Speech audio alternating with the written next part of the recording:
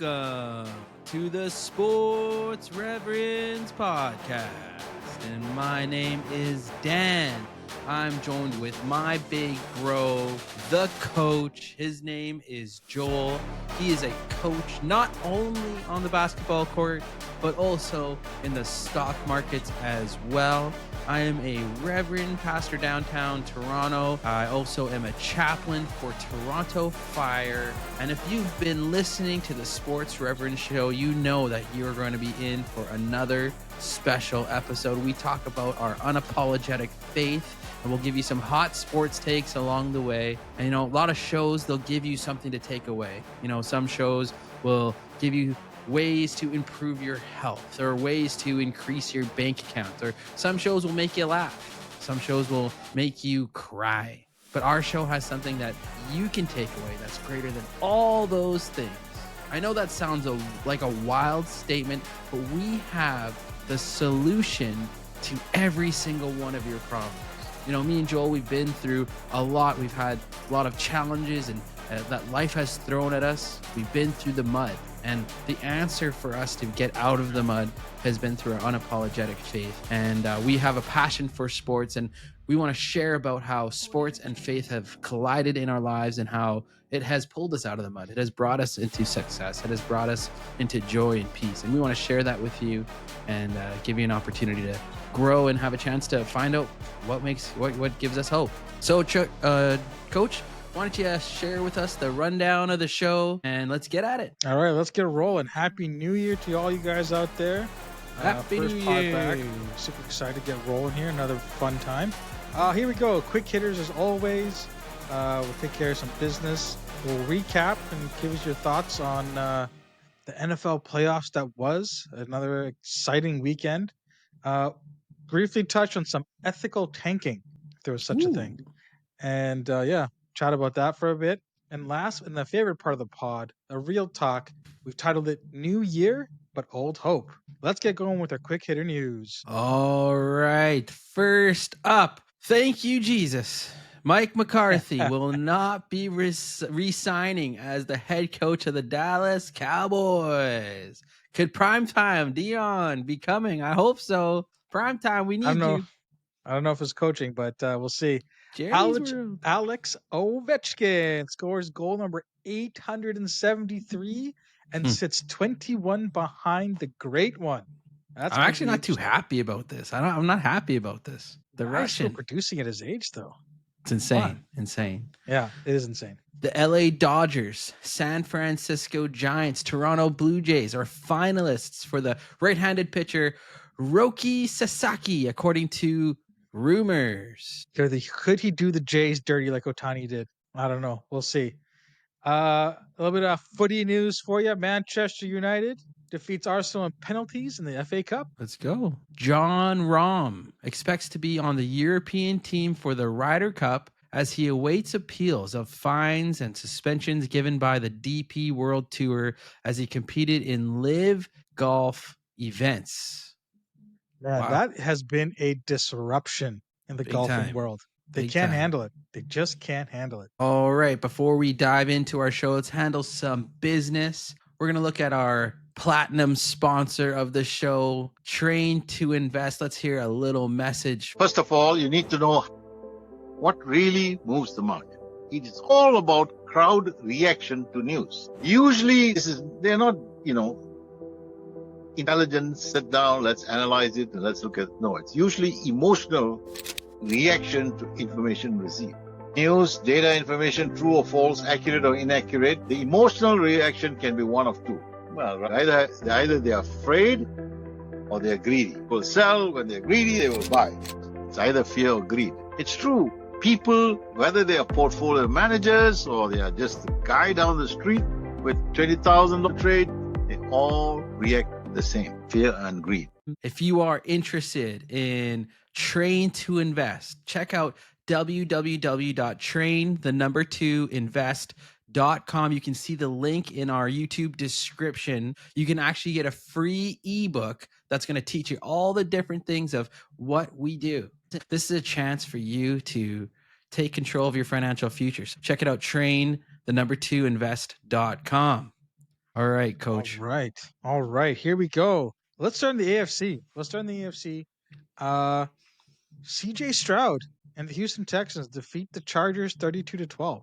What were your initial thoughts of the game? Did you see it being this much of a blowout? No, I definitely thought it was going to be a close game. But what was amazing was just to see CJ Stroud. It clicked for him. You know, it was that third down there. I think it was 3rd and 16 where they had the snap that went over his head and he was scrambling. Yeah. All the Chargers players went after him, left the receiver wide open, and he nailed the receiver, and they got that first down. It's like he got his confidence back in that play, because the rest of the game, CJ Stroud was the QB that we know. So this Texans team, good for them.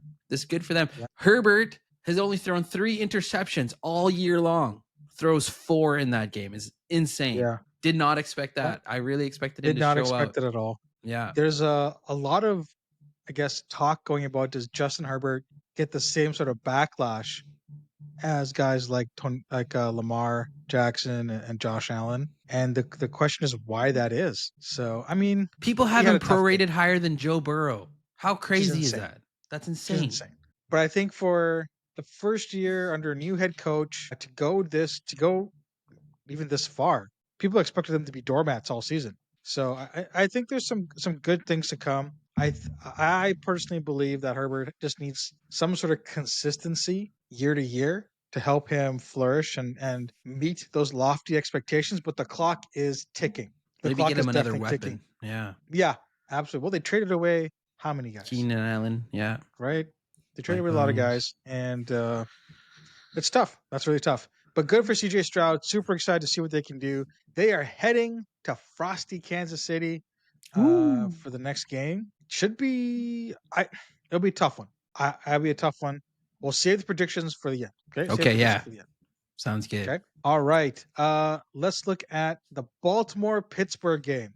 5 years in a row, Mike Tomlin has lost in the first round. He came out today saying to teams that want to trade for him, don't even bother. Now, I won't say Mike Tomlin's overrated, but is he under the gun? Very interesting question for sure. Yeah, I don't know if he should be under the gun or not. It's just sometimes, your time at a place just runs out. Like you've created the culture, you've done what you can, but sometimes you need a fresh start. And I think that's a time for Mike Tomlin right now. Doesn't seem like the team wants to spend on offense. Yeah. Their defense is still good, but that's tough. It's sad because he's such a great coach, but they just got totally dominated that game. That first half, it did not look like a Mike Tomlin team. No. I think Baltimore played a great game. Totally. It's a really good run up for the next round. I think Lamar Jackson looks locked in, dialed in, and the team is using its weapons effectively, which is what you want to see. I really expected Pittsburgh to put up more of a fight, but the way they ended their season kind of was indicative to what they may be playing, and I don't think the team gave up on the coach. I just think it's poor execution in the end, which is unfortunate. So just remember out there, it's not your record that's only just determines your performance. It's how you peak too, right? So not so good. Buffalo at Denver. Scoreline was kind of what we expected. Bo Nix apparently was playing with a fractured back the whole year or something like that. So again, another quarterback, another team who overperformed. But Josh Allen and the Buffalo Bills just set them right where they were going to. Yeah, it was pretty shocking to start the game with the Bo Nix bomb for a touchdown, taking the lead, and then it was just, I think, it was 31 unanswered points. So Buffalo, that was it. Josh Allen also looks equally locked in. Him and Lamar, it's a toss-up for, honestly, Lamar statistically has had a way better season than Josh Allen, which is crazy to say because Josh Allen's season was incredible. And it kind of seems like Josh Allen's going to get Lamar's had it a couple times MVP, so it's time for switch it up. Kicking in, yeah. Voter fatigue is kicking in. Same thing for Patrick Mahomes. Like no one wants to talk about him anymore because he's just week in, week out, right? So let's go with the AFC predictions. Buffalo is hosting Baltimore in the one AFC semifinal, and KC's hosting Houston. Start with the Buffalo game. Yeah, the divisional round is probably my favorite weekend in all of football There's lots of football and it's all great games. So I think it's my favorite weekend of football. I like it better than the Super Bowl because there's more games, right? Yeah, absolutely. Buffalo, Baltimore. My goodness, It's a tough one. It's a tough one. Buffalo at home. Yeah, I don't know, man. This is tough. I'm gonna go with Baltimore.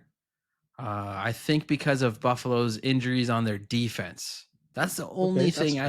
I think it's a coin flip game. I don't think it's going to be tight. It's going to be it could be one of the most epic playoff games we watch. It's built for that. These quarterbacks got to put these teams on their backs and they got to go for it. So, but Baltimore's defense in the last half of the year has been so good. With the move of Kyle Hamilton and wow, they've been good. So I'm going to go with the run game of Baltimore and let's see. I think they're going to have Zay Flowers back. So Baltimore, lock it in for me. Okay, lock in Baltimore. I'm going to take it Buffalo because Josh Allen's my starting quarterback in fantasy, and I've been riding him for years, along with the San Francisco 49ers. So I'm going to lock him with Josh Allen, Buffalo at home, and we'll see how this goes. But I really hope it's one of those epic, crazy last quarter, just smash them up kind of games because both teams have good defenses. Baltimore, I think, has the edge there for sure. Both quarterbacks are okay playing in the cold, so weather won't be that much of an impact. I think it's gonna be really good. It's gonna be a really strong game, and yeah, it'll be fun to watch. Fun to watch. All right, on to the next one. Houston at KC. Initial thoughts? Yeah, I think KC's set up to win this game. I think it's going to be a lot closer than anyone thinks. Yeah. I think CJ Stroud is locked in. I think he's got that confidence. But you're going into Kansas City. Houston's not great in the cold. Our buddy Doc just gave me a nice tidbit before the podcast that it was last year against Baltimore. Houston played in the playoffs and they struggled in the cold. So either it might benefit them for this year, but I still think they struggle a little bit against KC. It's going to set KC up to play against a battered up whoever wins the next game. Yeah, that's right? fair. And it just seems like the path is set for Mahomes to make it to the Super Bowl, in my opinion. But yeah, I'm going to go KC by 3 points. Okay, that's it. So see, conventional wisdom says to take KC. However, I'm going to go the opposite way. I'm going to take Houston only because KC hasn't really blown anybody out this entire year. And I think if you can keep it close, one or two magic moments can flip a game either way. Totally. So I'm okay. I'm okay taking Houston. I'm going to say I think Houston by 3. Houston by 3, and let's go with that. I think you said it last week when we were talking. You said any given Sunday is so real for football. That's right. Any given Sunday. Any given Sunday. So I'm excited. Let's flip over to the NFC. The Monday Nighter. Rams, Vikings. Did Sam Darnold lose a lot of money? Yes, he did. Yeah. We talked about this. You predicted Minnesota. I was predicting the Rams, and this is going to be a tough decision for Minnesota. What to do next? The logical thing to do is to let Sam go. Maybe let McCarthy still learn under Danny Dimes for a year or even half a year till he's really healthy and gotta let him go because this Rams team's good. It's really good. I think it's going to be tough. We'll talk about the next round in a second, but this Rams team's good. They're healthy. I went with my heart, my gut, not with my head. And he let me down. I think it'd be hard pressed for the coaching staff to let him go based on injuries, and you don't know how McCarthy's going to come back, right? It's you tear a ligament, even though he's been off for a whole year. You're still got to learn the NFL, go through all the reps. It's not an easy thing to transition to. They could franchise him. That's an option as well. I think they have the cap space to do it, but it's a tough. The Rams look great. Matt Stafford just kicking it. It's amazing. The guy doesn't look like he can be a quarterback, right? But he just keeps gunslinging. He just finds the way to win, and that's incredible. That's absolutely incredible. He knows how to move in the pocket, right? That's what keeps him. Yeah, he's not a mobile guy, but he can move in that pocket. Yeah, that's amazing. They could be setting up a crazy final with Detroit versus the Rams, but we'll get there. We'll get there. Tampa Bay, skin of their teeth did they miss winning this game? Washington 23, Tampa Bay 20. What a finish. Probably the most exciting game all weekend. You go first on this one because I actually didn't watch this game. How's that church? I didn't watch. I didn't watch a ton of this game. I was busy doing some other work. But Jaden Daniels, man, like kid comes through. Unbelievable. Kids come through. Baker Mayfield, as expected, had a horrible turnover. And it kind of that whole class now, Baker and Sam Darnold, kind of were the story of the NFL year. Were the story of the NFL year, and they've kind of pooped the bed at the end, which is unfortunate. But I think Baker's more solidified in Tampa Bay than Sam Darnold is in the Vikings team there. But good game. I think it was winnable by both sides. But as I thought, a Baker Mayfield turnover was gonna fling the game. And really, Washington going into the next game, they got nothing to lose. They're playing with house money. They can be loose. They can have fun. There's no pressure on them. They have outperformed anyone's expectations by far. And Jaden Daniels, he breaks the stats again with I think it's 75%.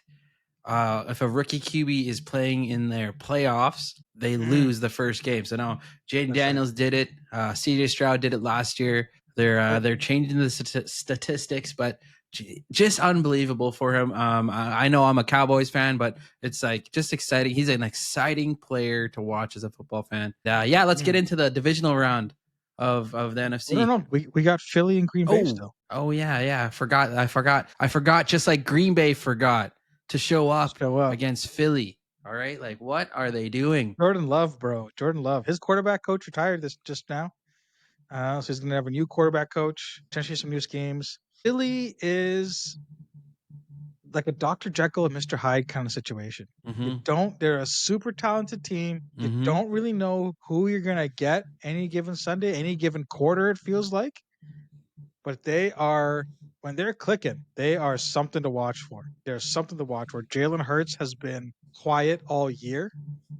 And next couple of games, he could just turn it on and go on a run. He hasn't been the same Jalen Hurts when he played Mahomes in the Super Bowl since. That's the only thing, right? Yeah. He has been consistent of what he's been for the last while, but he hasn't been the same guy. So I don't know if there's going to be a higher peak than what we get. But what do you think about AJ Brown reading that book on the sideline? I think as a coach, because I haven't coached professionals, that would drive me insane. That would absolutely drive me insane. What I hearken to though is in Ted Lasso in season 2 when they're talking about going down for relegation, all that kind of nonsense, and Ted's talking about we just want to make sure the guys are better men, blah blah. And Coach Beard's like, no, it's about winning. It's about winning. I don't think reading the book is a distraction for AJ Brown. I think the title of the book is something that's helping him focus. I don't mind it. I really don't mind it. Now, if I was reading something like an Archie comic or something like ridiculous, like a Harry Potter book, like I'd be like, man, this guy's insane. But I don't think it's that big of a deal. I think it's just a storyline. At least it wasn't open to the first page. Shout out LeBron James. There we go. He got through the first chapter or two. Yeah. Hey, it looked well read. The book looked well read. Yeah.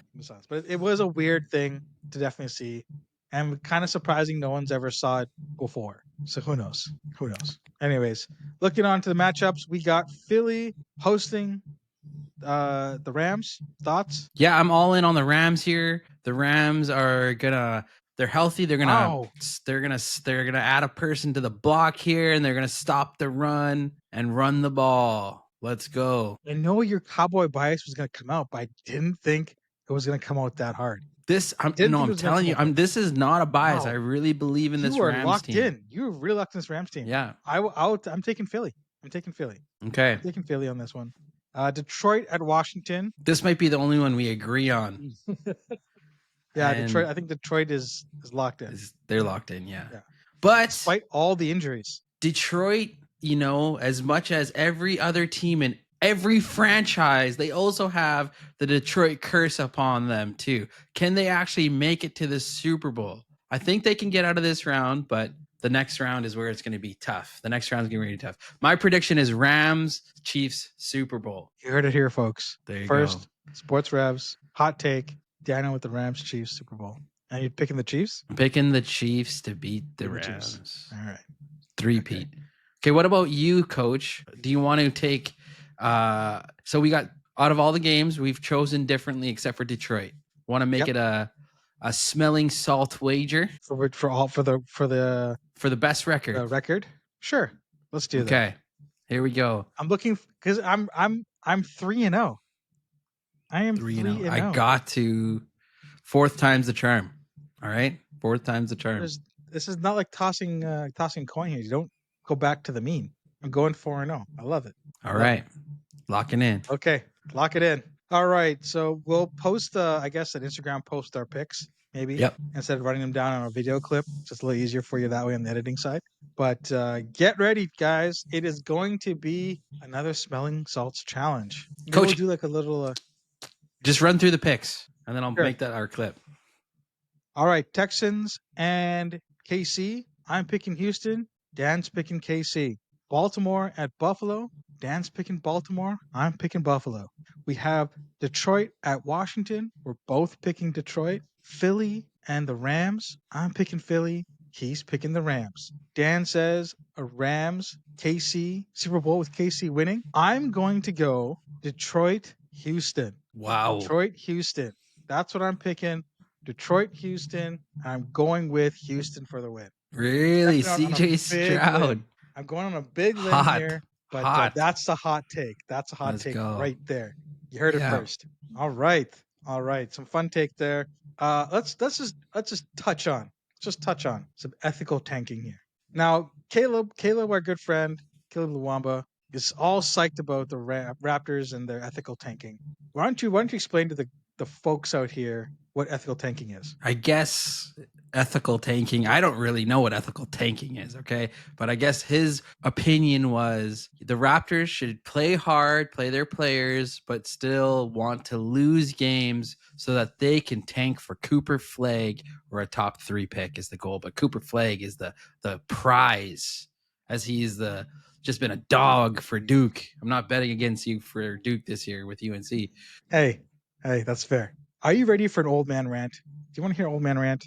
I'll give you an old man rant, whether you'd like it or not. Please. Here we go. Focus in here. As an athlete, your goal is to win games. You don't care about next year. You care about this year. You put in the work, you put in the effort, you put in the hustle to win today.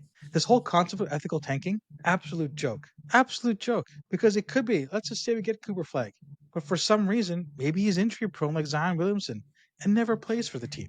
You can't put your hopes in the future because you can't control that. You can control what you do here, what you do now, how hard you work. So for all you guys thinking about ethical tanking, get a grip. Go outside, touch some grass, go play some sports, and go for the win. If you're not winning, and I don't think any professional athlete besides the guy who was trying to sports bet for the Raptors, I forget his name, but I don't think any professional athlete. Yeah, Jonte Porter. I don't think anyone is thinking, oh, if we just lose enough games, this kid's going to come and save the franchise. There's too much pride. There's too much arrogance to say some little 19-year-old is going to save us. Even the Cavs team that drafted LeBron, Ricky Davis and those guys were like, this kid's Loser. 18. Yeah, this guy is just a kid, a teenager. He can't fix everything. Now, granted, LeBron did. He is the exception, not the rule. So for those of you guys think ethical tanking is the way to go, get outside, go play some sports, and see what winning is all about. Love it. That's all I got to say. I love it. All right, Coach. Time for commercial number 2. All right, let's do some more business here. Which is, as Daniel aptly titled them, Platinum sponsor, Train to Invest. Check out the free ebook. I think that is probably the most useful resource any speculative person who wants to understand what it is that we do at Train to Invest could possibly look and read through. It's well written. It's written for what they call the lay person to understand. You don't need any sort of special financial knowledge to read it. But what we do here at Train to Invest is provide you with a skill set to take out the middleman in your trading. Whether you're looking to worry about your retirement, maybe you're looking at what is a TFSA and how do I maximize that? You all have financial goals out there, whether you've written them down or not. You all have a place where you want to be. And our goal is to help you get there in a reasonable and reliable way, teaching you a set of skills that you can teach your spouse or learn with your spouse. You can teach your kids. It's about changing your mindset about how you view money, how you view retirement, and how I view what's possible. And just from a more personal standpoint, what I love about what I do with Train to Invest is that it allows me to give more. I'm a very giving kind of guy. That's part of my love language. And being able to have a reliable second stream of income or a reliable base, living in a very, very expensive Toronto, but still being able to give to church in the city and other different things that I want to give to, whether it's a charitable donation or not, being able to just think, hey, you know what? I'm having a great time with this person. I'm going to pick up their lunch today. Or, hey, I know this person needs XYZ. I can help them get that. I know that we're fundraising for a certain project here. I know I can contribute.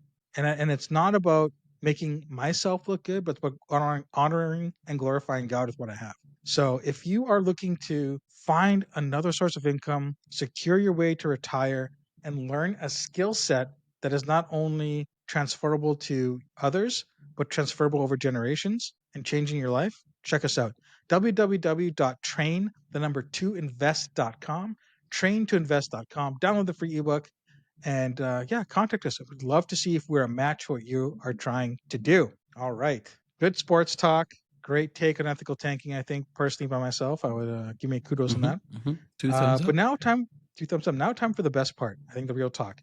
And I think when the new year flips, we always get this idea we have to have resolutions. We have to change something. We have to make the most out of our year. And I believe the stat is only 2% of people who write down 2% of resolutions that are written down, those are the ones that get seen all the way through.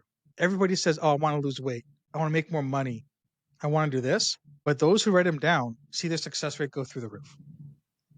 And you look at the sports calendar, like we said, we're talking about new year, old hope. There's the hope of, hey, we're getting through the playoffs. We're going to the Super Bowl. And the NBA and I believe the NHL, we're at the halfway mark to the season almost. NHL is having their Four Nations tournament coming up. NBA will have the trade deadline for those teams looking to make a change and making a run. Winter meetings are done for Major League Baseball. Everybody's rounding up to say, okay, we've done some major free agent signings. What's next? There's a lot of hope coming up in the next couple of months. March Madness is coming up, right? So when the calendar flips, it's a big thing both in the sports world and in people's lives. And one thing that tends to get forgotten in this midst of the chaos of this new year is that there's one truth that doesn't change. Jesus loves you and he's all you need. And we talk about that on the pod all the time. That's what we say when we're talking about old hope.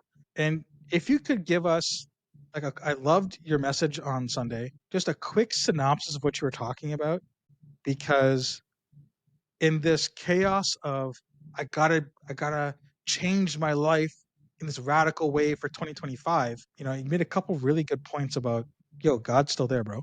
You said it much more eloquently than I just did, but why don't you give us a couple points from your message on Sunday and your thoughts on what the hope should be for the upcoming year? Yeah, 100%. I think where I started on Sunday was just talking about how our human nature, we are. I really start to understand why we get referred to as sheep in Scripture, as God refers to humanity as sheep. Sheep. I was talking about how sheep and lamb. What's the difference between a sheep and a lamb? And it kind of turned out to be it almost turned out to be a joke saying when a sheep and a lamb go to a bar. I wasn't trying to do that, but that's how it came off as. And the sheep, the difference between a lamb and a sheep is like, I would say, like Coach over here. Okay. Sheep is a little bit older, a little bit wiser. A lamb is like me. I'm the young one. Okay.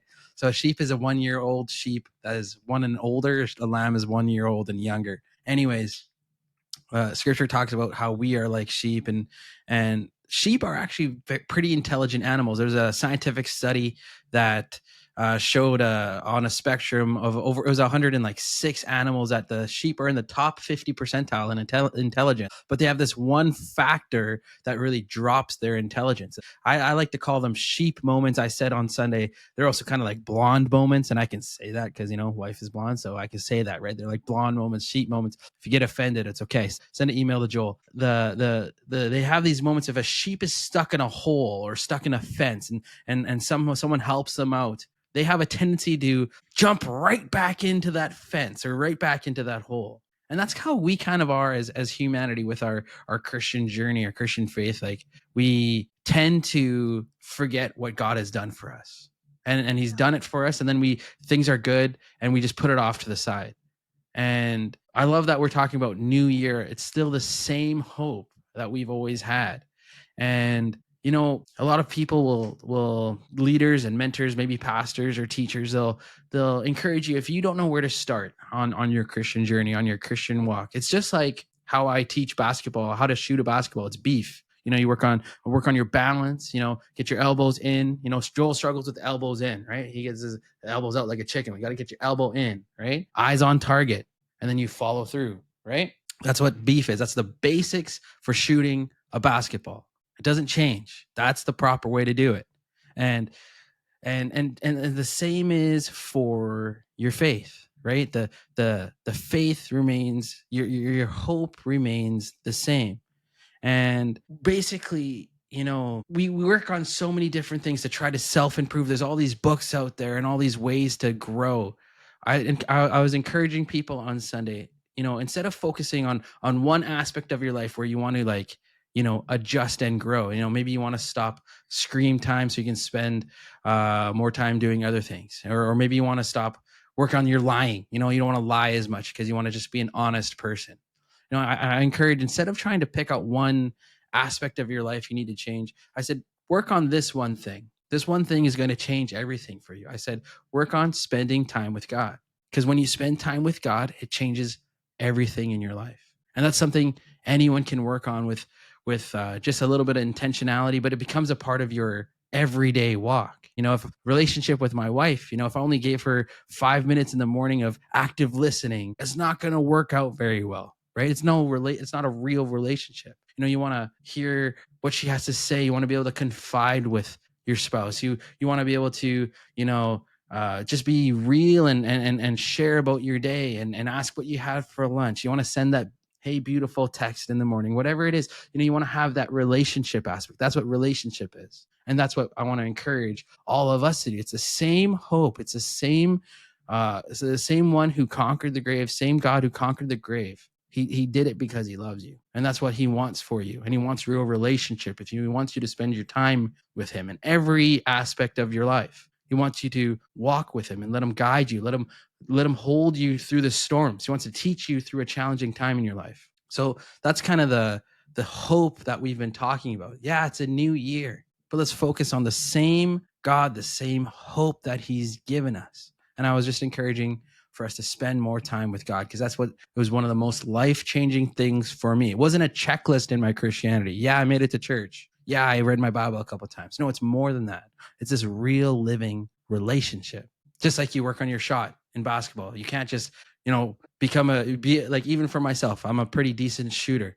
If I went and shot a basketball right now, it would take me a little while to get back into being able to shoot to a decent level. It's got to be a regular practice thing. If I was practicing every single day, I could be lethal again. I believe in that.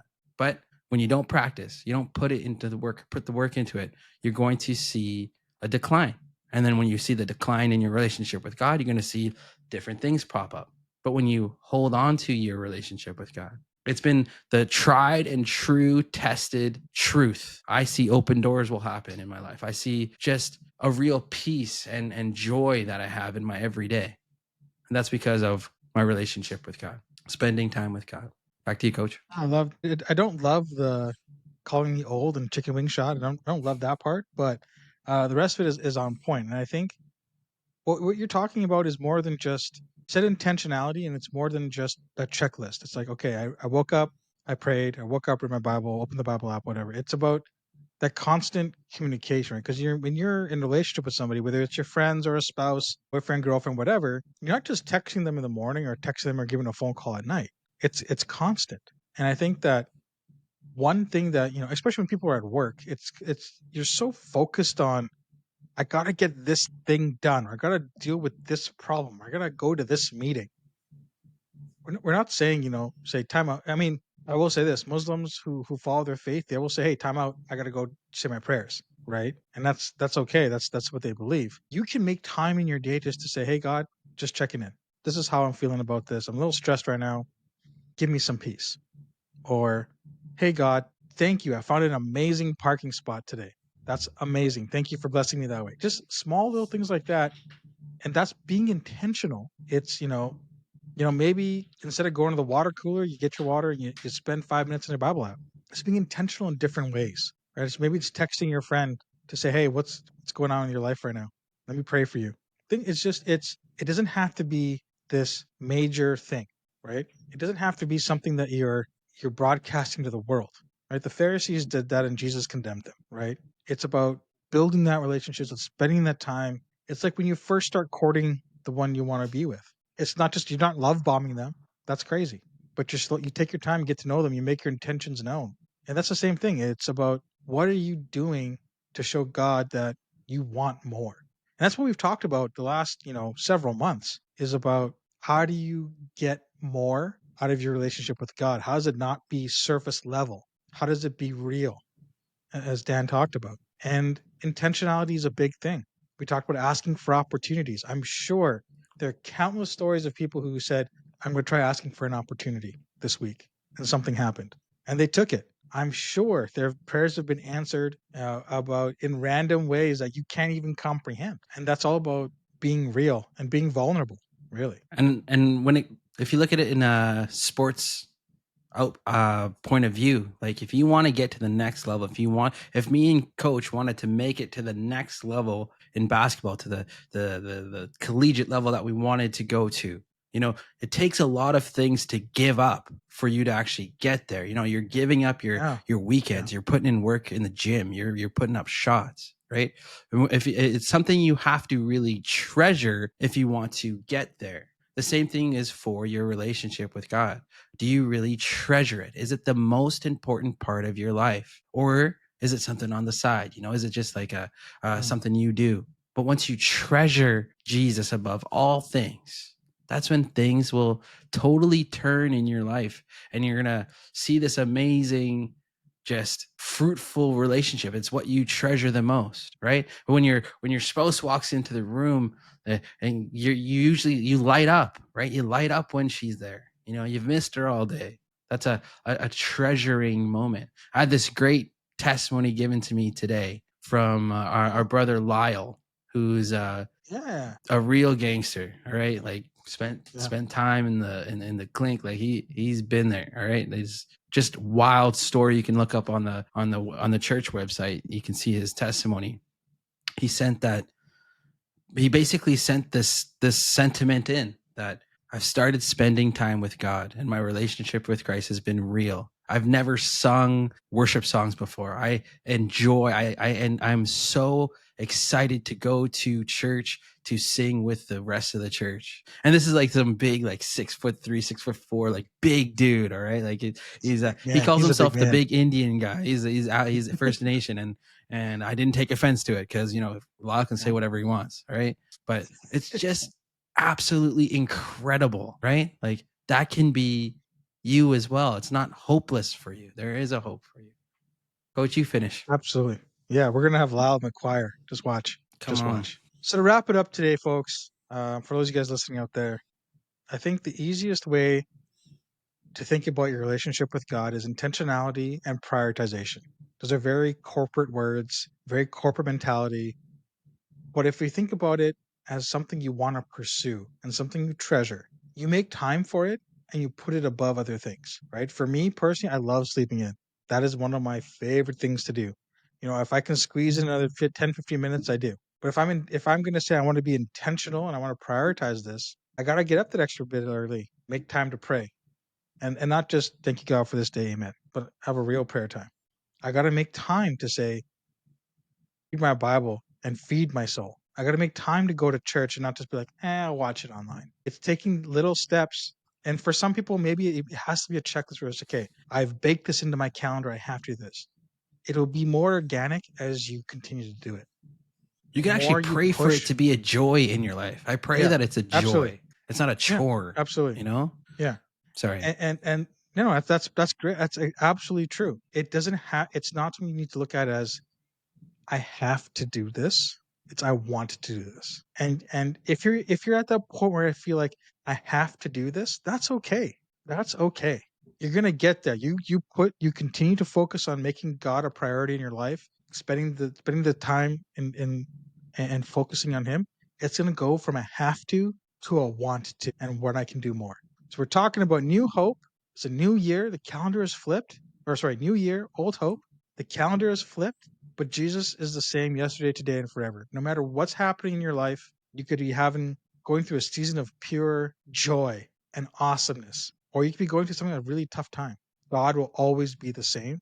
Cling to Him. So that's how we're going to start the new year, folks. Uh, hot sports takes, and I don't want to say a hot God take, but the real God take. And we look forward to hearing all of what's happening in your guys' lives throughout this year. Share your testimonies. Reach out via X, via Instagram, for all you old heads, via Facebook and YouTube comments. The Church in the City website should be linked in our YouTube comments as well. If you're looking for a church, just reach out. Daniel knows a lot of people all across Canada that he will happily point you in that direction. And our hope and our prayer for you is that this year you take an even bigger step than you can even imagine with your faith in God, and that He does something amazing for you in your life. So that's how we're going to end. Peace. Peace.